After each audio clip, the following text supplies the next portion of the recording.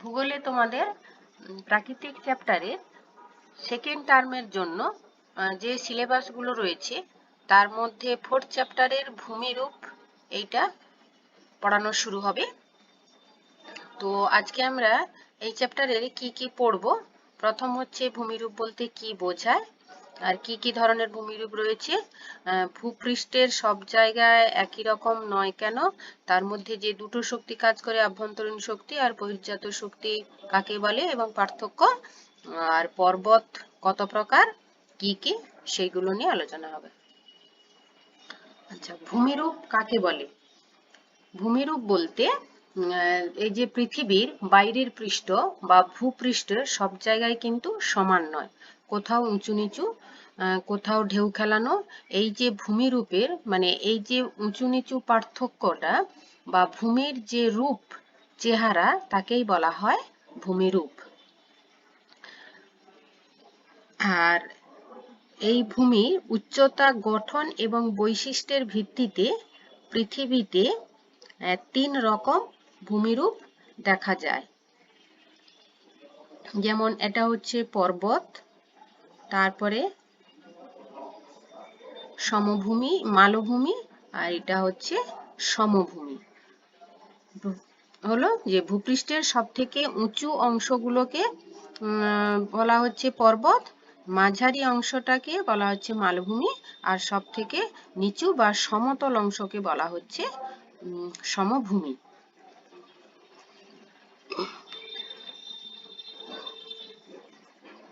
এবার বলি, ভূপৃষ্ঠে সব স্থান একই রকম হয় না, অর্থাৎ কোথাও উঁচু নিচু এরকমই অসমতল হওয়ার কারণ ভূপৃষ্ঠের যাবতীয় ভূমিরূপ 2 ধরনের শক্তির ফলে গড়ে ওঠে।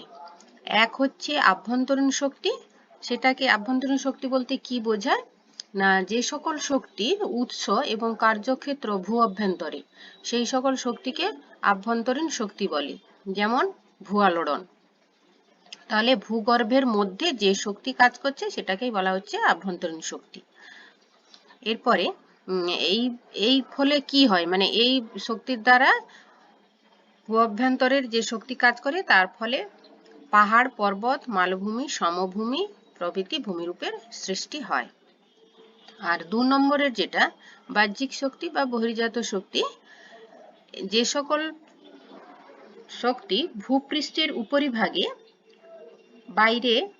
অর্থাৎ ভূপৃষ্ঠের বাইরে ক্রিয়া করে বিভিন্ন প্রকার ভূমিরূপ সৃষ্টি করে তাকে বহির্জাত শক্তি বলে।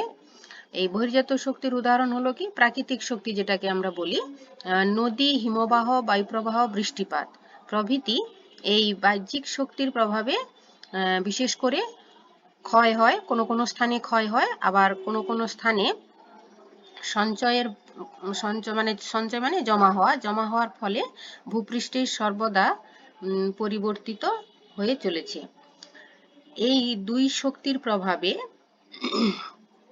ভূপৃষ্ঠের বিভিন্ন স্থানে নানা রকম ভূপ্রাকৃতিক বৈশিষ্ট্য যুক্ত হয়ে থাকে। কোথাও পাহাড়, পর্বত, মালভূমি, কোথাও সমভূমি সৃষ্টি করে চলেছে, আবার কোথাও মানে বাইরের শক্তির ফলে কোথাও গঠন প্রক্রিয়া, কোথাও ক্ষয় প্রক্রিয়ার ফলে ভূমিরূপের সর্বদা পরিবর্তন ঘটেছে, এই কারণে ঘটে চলেছে। এই কারণে ভূপৃষ্ঠের সব স্থান একই রকম হয় না।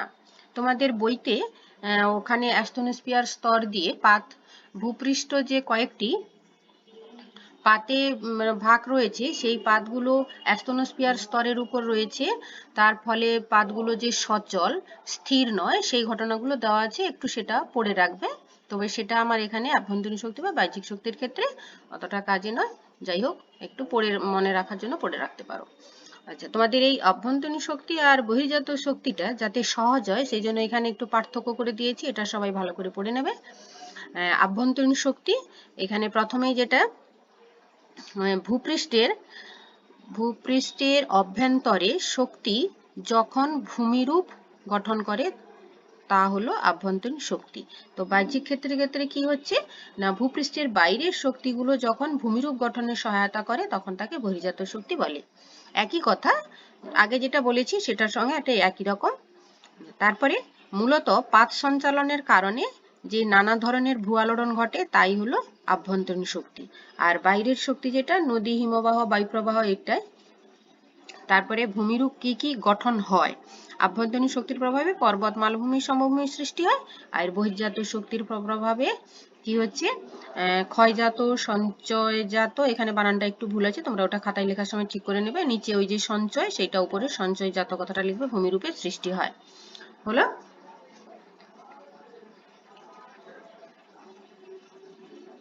এরপরে আমরা পর্বতের বৈশিষ্ট্যটা পড়ব। তোমাদের বইতেও সুন্দর ছক করে করা আছে, সাইডে দেখবে ছক করে করা আছে।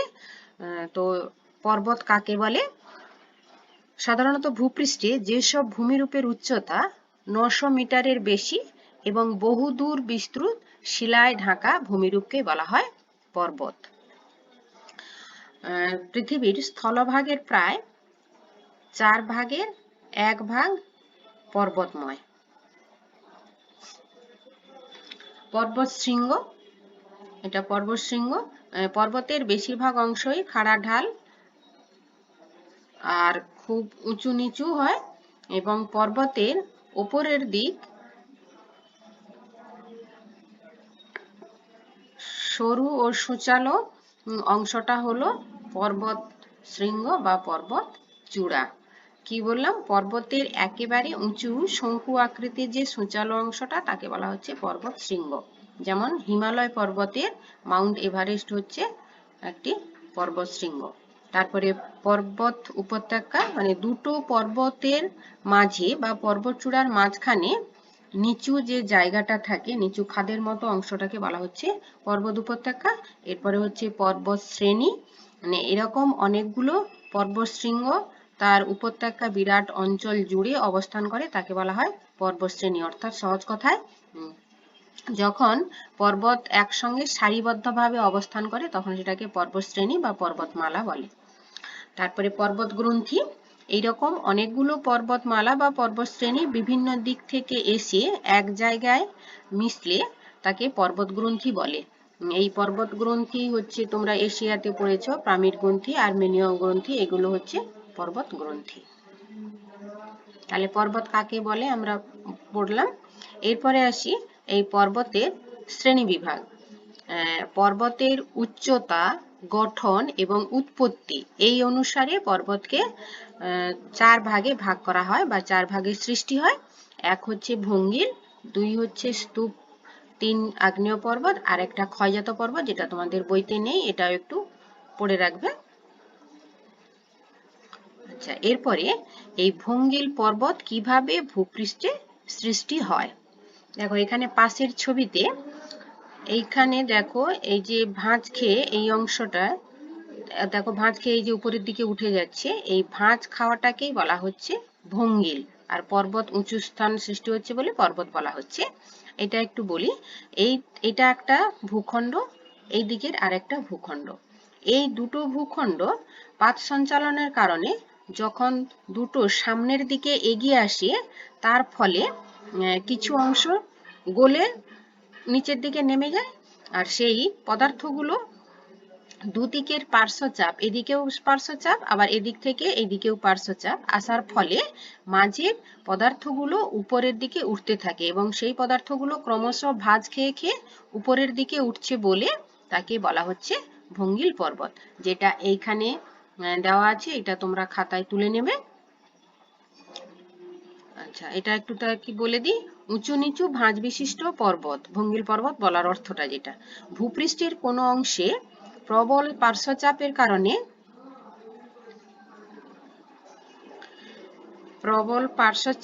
ফলে ভূভাগের উন্নতি অবনতি সৃষ্টি হলে সেই স্থানটিতে ভঙ্গিল পর্বত সৃষ্টি হয়। এই ধরনের পর্বতগুলো কখনো কখনো 5000 মিটারেরও অধিক উচ্চতা সম্পন্ন হয়ে থাকে। পৃথিবীর প্রধান প্রধান পার্বত্য অঞ্চলগুলো এই ধরনের পর্বতের আধিক্যটা দেখা যায়। তো সেই পর্বতের উদাহরণ, ভঙ্গিল পর্বতের উদাহরণ কি? হিমালয়, আল্পস, আটলাস প্রভৃতি হচ্ছে ভঙ্গিল পর্বতের উদাহরণ। এই ছবিটা তোমরা একটু ভালো করে দেখে বুঝবে। এগুলো ভঙ্গিল পর্বতের উদাহরণ। এটা হচ্ছে হিমালয়, এটা আল্পস আর এটা হচ্ছে আটলাস, যেটা আফ্রিকাতে পড়লে।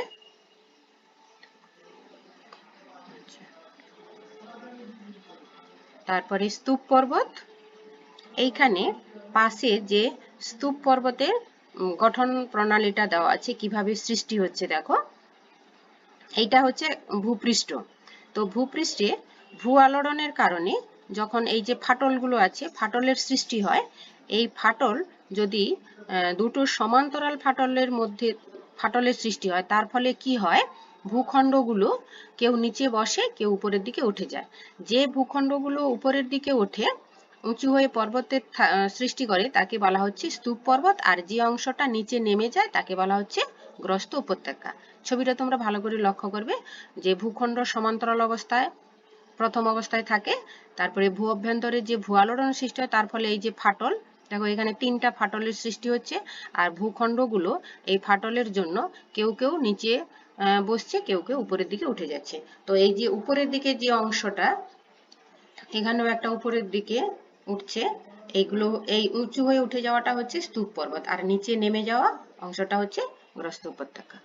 যাই হোক, দেখো এখানে ভূয়ালোড়নের ফলে ভূপৃষ্ঠের কঠিন শিলাস্তরে কখনো কখনো ফাটলের সৃষ্টি হয়। ওই ফাটলে মানে দুটো ফাটল যদি সমান্তরালভাবে সৃষ্টি হয়, তাহলে ওই ফাটলের একদিক বসে গিয়ে চ্যুতির সৃষ্টি হয়। যেটাকে ফাটল বলছি, সেটাকে ভৌগোলিক ভাষায় এই চ্যুতি কথাটা বলা হয়। এইরকম দুটি ফাটলের মধ্যবর্তী অংশ যখন পার্শ্ববর্তী অংশ থেকে উপরে উঠে যায়, তখন যে পর্বতের সৃষ্টি হয় তাকে বলা হয় স্তূপ পর্বত। এছাড়াও চাপের ফলে দুটি চ্যুতির মধ্যবর্তী অংশ বসে গিয়ে দুটো বসে গেলে দুপাশের অংশটা কি হবে, তখন অপেক্ষাকৃত উঁচু হয়ে অবস্থান করে। যখন পর্বতের রূপ নেয় তখন তাকে স্তূপ পর্বত বলে। মানে এটাও আর এক ধরনের স্তূপ পর্বতের সৃষ্টি। উদাহরণ হিসেবে বলা হয় ভারতের সাতপুরা পর্বত।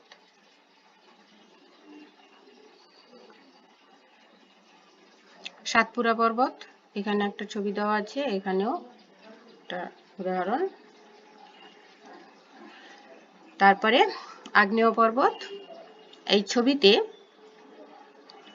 দেখেই বোঝা যাচ্ছে ভূগর্ভ থেকে আগ্নেয় পদার্থগুলো এই ফাটল বরাবর ভূপৃষ্ঠের, এটা হচ্ছে ভূপৃষ্ঠের এই মাঝ অংশটা ফাটল, দুর্বল অংশ ছিল, যে এই অভ্যন্তরের উত্তপ্ত পদার্থগুলো ফাটল বা দুর্বলের অংশে দিয়ে ক্রমশ ভূপৃষ্ঠের বাইরে প্রথম অবস্থায়, এই যে প্রথম অবস্থায় দেখো যখন উচ্চতাটা কম ছিল, উঁচু, এখানে জমতে শুরু করে, জমার ফলে এই যে দেখো এখন কম আসছে, মানে ভূপৃষ্ঠের উপরে জমতে জমতে ক্রমশ এইভাবে উঁচু হয়ে শঙ্কু আকৃতির যে পর্বত সৃষ্টি হচ্ছে তাকে বলা হচ্ছে আগ্নেয় পর্বত।